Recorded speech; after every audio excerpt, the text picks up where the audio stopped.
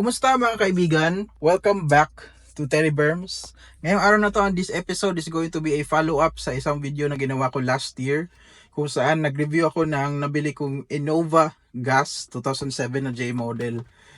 I-update ko kayo kung kamusta siya in 1 year, and sa mga nagbabalak na bumili na second hand, bibigyan ko kayo ng idea kung ano yung experience at kung magkano ang budget na kailangan nyo ilaan para sa mga repairs. Nandito ako ngayon sa UP.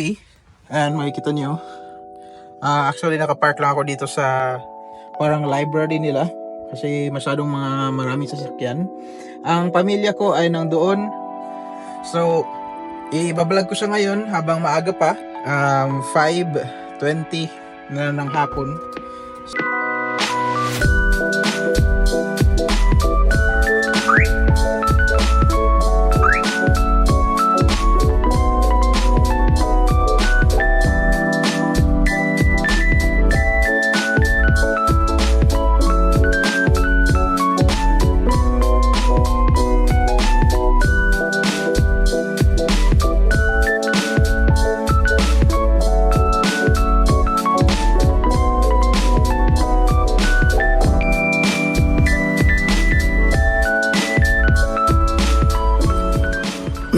Okay guys, start muna tayo dito sa actually gamitan natin ng para makompute natin ang gastos na niya. So ilalagay ko dito ang lahat including ang mga nagastos ko sa maintenance para magka-idea kayo kung magkano ang maintenance, as in lahat-lahat na kaya kong maalala. Okay, so start tayo sa tint. Nung binili ko kasi to, ang kanyang tint ay luma na, nagbabubbles na, and yung side ng passenger and yung side ng doon sa kabila, driver seat ay punit na. So parang ganyan na lang siya. Ang nagastos ko dyan is 3,000 kasi yung pinaka basic lang na tint ang binili ko. Next naman ay issue nito, hindi gumagana pag sinususian mo ang doors including ang driver side. Ang gumagana lang po ay ito. So dati pag nilalak ko siya, ang funny, ang hirap kasi pag gusto na namin umalis, ilalak ko manually, tapos dito ako dadaan pag kailangan ko nang i-open pagbalik namin. So pinaayos ko din yan. Ang pagpalagay ng central lock at ang installation, ang charge sa akin ay 1.8. Yan. Tapos pinapili ako kung lalagyan ko ba ng alarm. Pinili ko din po maglagay ng alarm, which is 2,000. Next ay ang mga gulong. So ang gulong niya, dalawa ang palitin. Pero nag-decide ako na palitan na ang 4. So ang pinili kong brand ay yung pinakamura, Arrivo. So far okay naman siya. 1 year and 6 months ko na siyang gamit.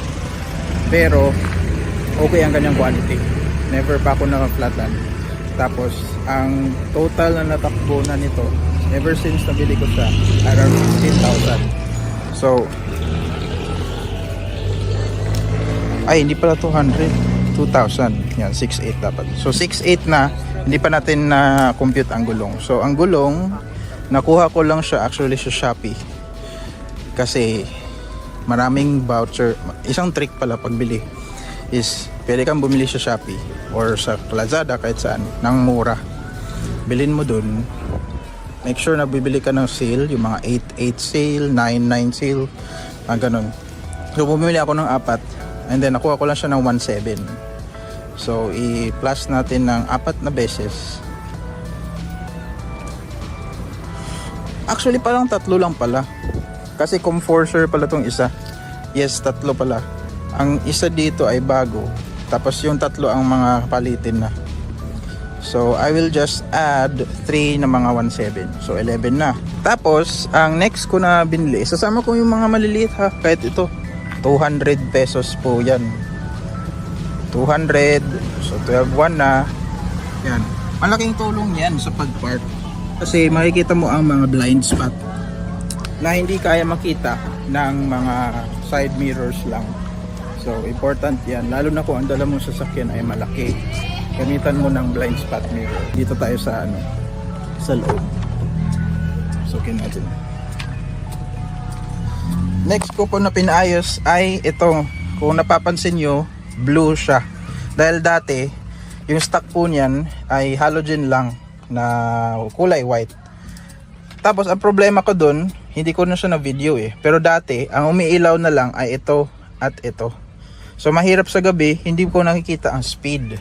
So ang pagpapaayos ko dyan, naghanap ako ng technician. Actually matagal po ako nag-canvas kasi maraming mga technician, iba-iba ang price nila. Hindi ko alam bakit, pero ganun talaga it is what it is. So 1.4 ang pagpapa gastos ko dyan. Alright, umiiyak na yung anak ko. Next naman na gastos dito sa loob ay ito. Ang trick dyan, bumili po kayo sa Shopee ng head unit.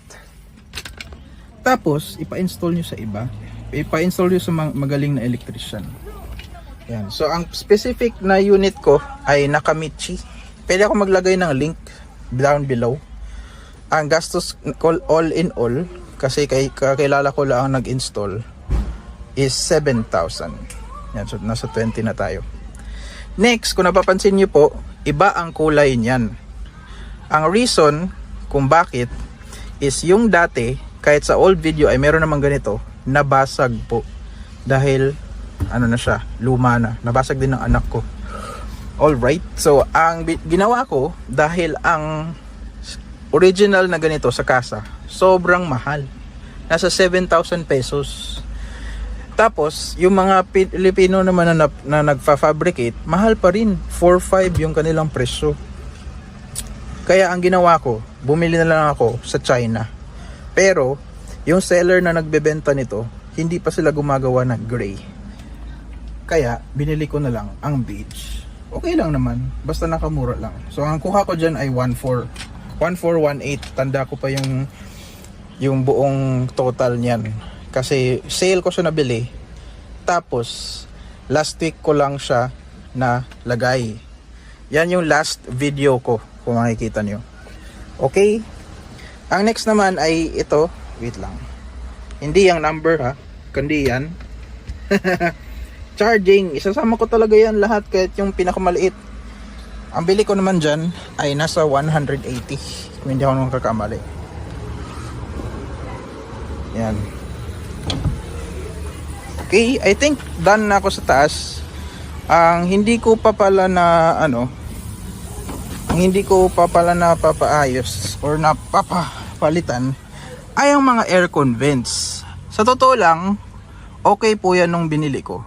Pero dahil ang anak ko ay napakagalaw, napakakulit, and he is still 2 years old, hinayaan ko na lang. Nandyan pa naman yan tinanggal ko na lang para hindi na mas masira. Ito hindi ko pa matanggal kasi okay pa yung locks niya. Pero yung dito, sira na yung kabilang lock. Kaya na ganun na siya. Yan. So tinanggal ko na lang pati dito sa likod. So okay lang yan. Dahil ang isang ganito, makakabili ka na ng made in China na 600 isa.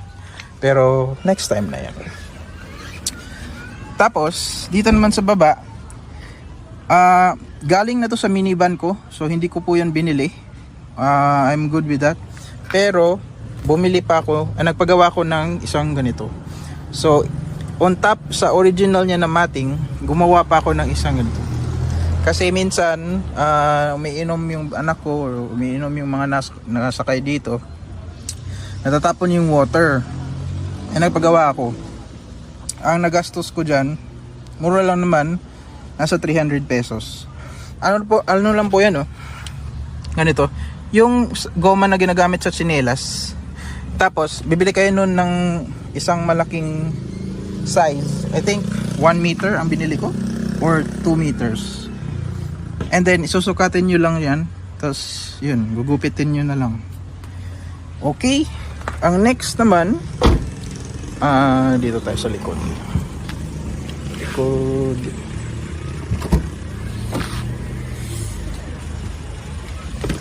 Okay, sa likod, ang pagbili ko pala nito ay okay ang hook niya dito. Ayun So basically dito na side or hindi okay. So anyway, ang hook ng third row seat, okay ang side na to. Pero ang hook dito, hindi. Dati, ang nandyan ay shoelace lang, wala stick na seller yan. Tapos ang na-realize ko lang na medyo overpriced yung benta niya nun. Pero okay lang. It is what it is. So ang ginawa ko, bumili ako ng ganito.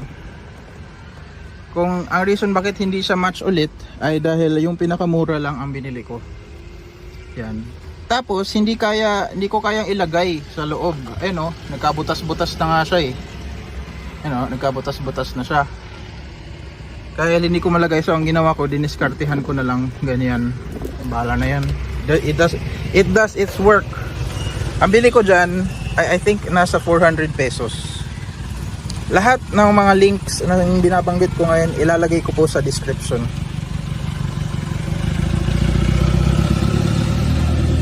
Para accurate. So ito ay estimate mo. Dito naman, wala na akong biniling iba. Yan. Nandito na to dati nung nakuha ko. So doon na tayo sa... Kala ko umiyak yung anak ko kasi nandun sila eh. Anyway, dito naman tayo. Yun nga pala sa Nakamichi, may kasama na siyang ganito, backup camera. Gamit na gamit yan, lalo na kung ang dala mo sa sasakyan ay malaki. Yan. So dito tayo sa makina. Dito ang madugo. As in madugo. What the hell. Okay. Bago ka pala sa makina, nagpalagay din ako ng fog lights. Since J variant lang to. Yan. So ang bili ko sa... Ayan, nailaw pa oh. Sige, appreciate nyo muna. Okay. So ang bili ko sa fog lights, binili ko lang din as usual sa online. I think nakuha ko ng 2,000 yun. Tapos bumili pa ako ng LED which is 1,1. Binarat ko yung sa marketplace. Basta dapat alam niyo ang socket niya para tama yung mabilin yung fog lights. Pwede naman kayo magtanong sa mga car groups nyo. So 1,1. Tapos ang pagpapagapit ko sa mekaniko, 500 yung charge niya. Okay. So makikita nyo pala may mga marks ng ganito. Sa ano po yan, sa pusa. Hindi po yan gas-gas sa pusa. Natutulog kasi siya dyan eh. Hindi naman namin pusa yun. It's a, lang siya. Sa stray cat. Okay. So dito sa yan, ito pala. Kung napapansin nyo sa last video, ito po ay kulay black. Ang reason kung bakit naging white na siya ay dahil pina-repaint ko siya. Parang magkano ba ang charge ng sinabay ko kasi dito eh. Kasi nung binili ko po ito, meron siyang kalawang dyan. Dito na door, specifically sa second row. Kasi ang first row sa passenger and sa driver side, wala naman siyang kalawang. Ang nangyayari po kasi dun, dahil kinakalawang na to, pag umuulan, lalo na pag malakas, tumutulo. Nababasa yung nakasakay dyan. Pati dun, nababasa din. So, ginawa ko, naghanap ako ng latero, masilya ko, pinapaint, at sinabay ko na din. Sinabay ko na din yan. Para maging maganda tignan, presentable ba. So, ang gastos ko po nun, ang singil sa akin, which is around 3,200. Yan. 3,200. So, ano na yun? Masilya sa dalawang door, tapos repaint, and then eto din, repaint. Kaya na, hindi na ako nagreklamo kasi he did his job well. So either if overpriced or hindi, wala na eh. It is what it is. Next is dito sa makina. Open lang natin siya.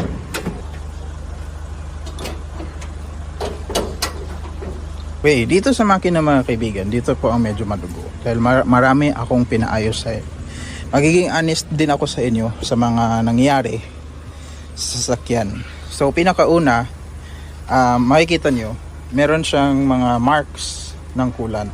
Nung binili ko to, I was fully aware na meron siyang mga leak. So yung radiator niya, nagli-leak na. Kita nyo nga din yun. Yan o. Yan o. Mark, yung pink, nakikita ko yung pink. Meron na siyang leak. So, gumastos ako ng bagong radiator which was around 3,100. Nakuha ko siya ng mura sa online pa din. Tapos nagpalit din ako ng original, hindi ako nagsettle sa replacement, talagang original na drive belt. Sinabay ko na din para isahang gawa na lang. 5,200. Yan, holy crap. Tapos bumili na din ako. Wala akong makitang original na pang gas na water pump. Yeah. So ang binili ko na lang ay replacement na water pump. So yung replacement na water pump ay mura lang, nasa 2,100. Tapos nagpalit din ako ng water bypass hose, which was around 1,700. Yan. And then maintenance niya, mga change oil. Sa loob ng isang taon, naka-ano na ako ng change oil, 3. So sabihin natin sa bawat change oil ko, dahil ang gastos ko dyan ay siyempre filter, tapos oil, tapos labor, sabihin na lang natin na bawat more or less, sabihin na lang natin 17,000 yung maintenance. Yan, 17,000. Yung ano po yun yung maintenance, yung pagpalit ng mga oil sa loob ng isang taon. Okay? Kasi ang liters po nito ay 5.5 liters. Tapos may oil filter pa, tapos labor. Okay? And then dito na. Nagpalit ako ng buong water cooling system. Ang hindi ko po pinalitan, which is dahilan kung bakit ako napagastos ng malaki, ay ito. Kahit na maganit na or palitin na, hindi ako nag-change ng radiator hose. So in the middle of my travel, nag-crack po yan.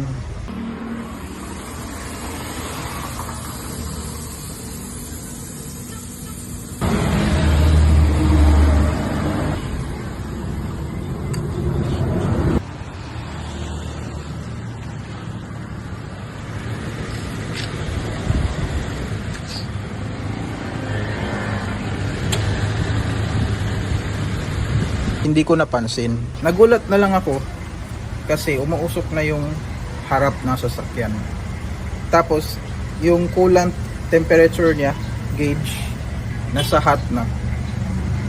Tapos ang reason kung bakit hindi ko siya natabi was we were traveling kasi in Chaong, in Quezon Province. Tapos nandun kami sa diversion road. Ang nangyari doon, kasama ko ang baby ko at ang wife ko. Wala akong ibang matawagan. Ang mali ko po doon, which I would admit and I will take responsibility, tinuloy-tuloy ko po siya hanggang sa makaabot sa bahay. So nag-ano po ako, stop, tapos lagay ng tubig, tapos abante, tapos stop naman, lagay ng tubig, tapos abante. Saka ako, okay lang yun. And then nakaabot kami sa bahay, nakauwi kami. And then nag-move on, nag-sleep. Kinabukasan, tinignan ko, naghalo na po yung tubig or yung coolant and yung alangis. So naging chocolate po siya. Wala akong mga picture, magta-try pa ako maghanap ng picture, pero ganun ang nangyari. So next thing I know, pinaba yung makina. May singaw. Oo, ito, basta itong ganito, singaw yan. Dapat siya ganito. Dapat hindi sunog. Tapos ito yung tubig. Dito siya pumapasok.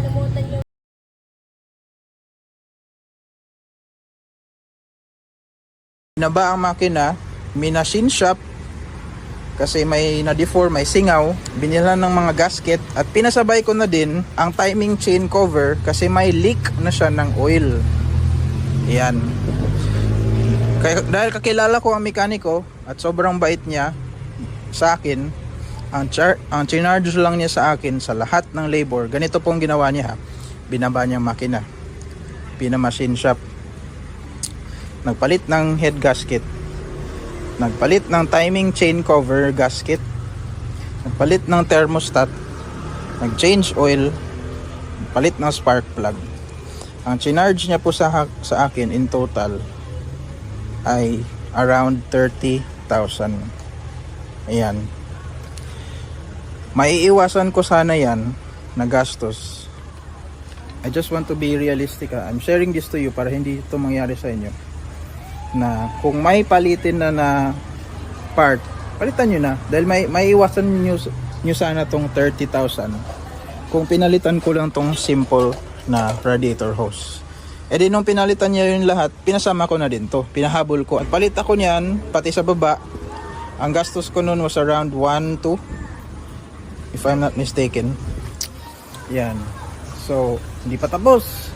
Hindi pa tayo tapos, guys. Ang battery ay bumigay. Yan. So, isang araw hindi na siya nag-start. So, napalit ako ng bagong battery. 5.2. Bang! Enduro. Tapos, after ilang months, mga 3 months siguro, ay ito naman ang bumigay, ang alternator. Yan. Pinagawa ko lang sa mekaniko, sa marunong ng alternator, pinagawa ko siya. Ang problema lang niya ay yung diode, yung IC ata. Hindi pinalitan yung buong alternator. So yung diode basta yung pyesa pinalitan lang, and ang hiningi lang sa akin ay 5K. Ayan, 100 na. Next, pinaka-recent na ginawa, ito, napapakita ko. Pinalinis ko yan dahil maitim na ang kanyang brake fluid. Ngayon, tignan nyo, maano na siya. Not maliwanag, but clear na siya.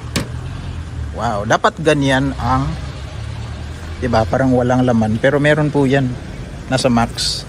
Dapat ganyan ang kulay ng brake fluid. So, ang brake fluid sa time na yun was color black. Pinabaklas ko yan, inayos yung repair kit, and then nag-okay na. And ang nagastos ko noon was mura lang, parang 900 siguro. Ganyan.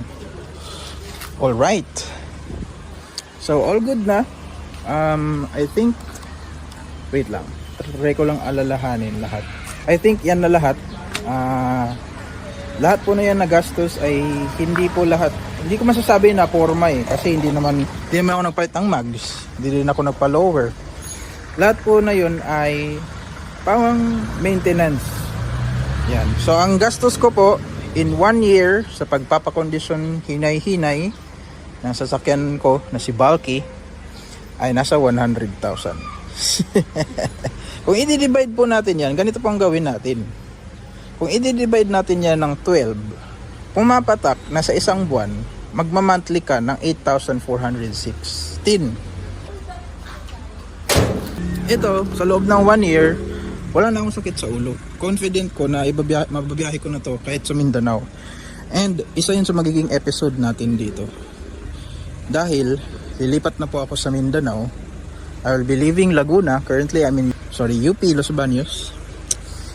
And magbabiyahe tayo from Laguna hanggang sa amin. Uy, hindi to sa akin Ang ganda nito. Pero hindi yan sa akin. So, confident na ako na in very good condition na siya. Wala na akong sakit sa ulo sa kanya. Napakahaba na natakbo niya. And I can confidently say na okay na siya.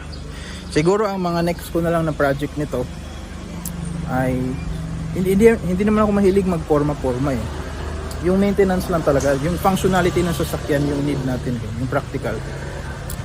Siguro ipapalinis ko ang aircon. Dahil sa isang taon na on ko siya, hindi ko pa napapalinis ang aircon.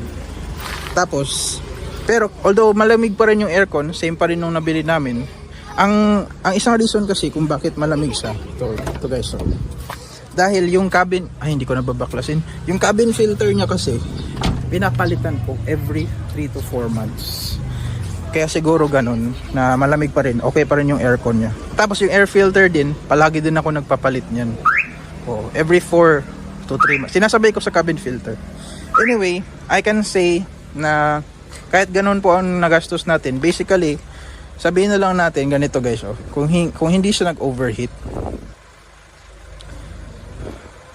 kung hindi siya nag-overheat, sabihin natin na ganyan, kung hindi ako tanga, parang ganyan lang ang monthly mo sa sasakyan. Makokondisyon mo na siya, maganda. Tapos, mas mura pa yan. Kung ang sasakyan mo ay hindi Innova, diba, sasakyan mo ay maliit lang, small displacement. Kasi mas maliit ang sasakyan and mas common na brand. Mas mura ang parts niya. So, thanks ulit. Ang oras na po ay 6. Talagang sinamahan nyo ako, madilim na. So, palobat na din tong phone ng asawa ko. Thank you po ulit. I will see you in the next vlog. Abangan nyo po. I will be creating more Innova videos. Dahil pansin ko wala masyadong nagki-create ng Innova vlogs. Especially mga gas variant. Yan. Maraming nasasabi na matakaw daw sa gas. Okay lang naman. Carry naman. Parang ano lang din. Parang Altis sa totoo lang. So, salamat. I'll see you in the next video. Cherry Burns out.